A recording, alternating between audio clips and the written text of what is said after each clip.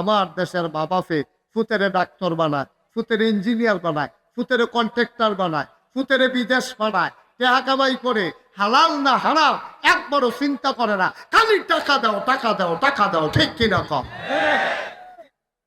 বাপেরা তো টেহা দিতে পারলে ফুতে পারো, বাপেরা তো মাসে মাসে টেহা দিতে পারলে ফুতে পারলে। একবার জিজ্ঞাসা ফুটলে তুই যদি সরকারি চাকরি করো, শুনলাম 30,000 টাকা বেতন পাস, বাসা ভাড়া বিলে দেশ 35,000 টাকা, আবার দিয়ে আমারও মাসে মাসে 2,000 টাকা দেশ ওষুধের লেগিয়া গত বছর দিয়ে 2 কেজি খেতো কিনলি, তো 30,000 টাকা বেতন, 35,000 টাকা বাসা ভাড়া, মাসে বাপের লেগে মার লেগে 2,000 টাকা, তারপরে সংসার ধর্ম খাওয়া দাওয়া, তারিখ ভর্তি করাইছে 25,000 টাকা মাসে বেতন, টাকা দিয়ে গেছে।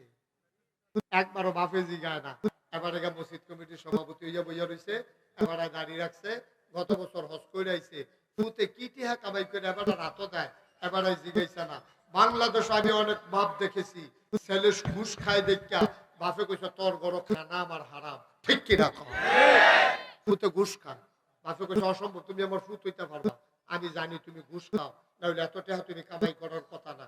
বাপ আমার আর জীবনে তোর গরো খাওয়াই যেতে পারলি না, কাম লাগলে আম পাতা খাইয়া থাক, কাম লাগলে রিক্সাওয়ালা ফুতের গরো খায়া, তোর এই কুরমা ফলাও আমার দরকার নাই, এই দিনে কয় আব্বা, ঠিক কিনা কও?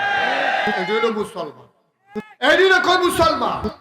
তুমি প্রাইমারি স্কুলের মাস্টার, সারাটা জীবন কত মেহনত করছো, এই যে আমরা মাদ্রাসার হুজুর কত মেহনত করে কয়টা বেতন পায়, এই সকালে যায় বিকালে আইয়ে গাই ফেলেন নি, গাই ফালে, তারপরে গিয়া বইস ক্ষেত করে, ফেস ক্ষেত করে, রৌন করে, সকালটা কামো লাগায়, বিকালটা কামো লাগায়, ফলাফান্ডে টিউশনি করে, এরপরেও ছুটটা ছুটটা বউ বাচ্চা লইয়া চলতে জীবনটা বাড়ি যায়।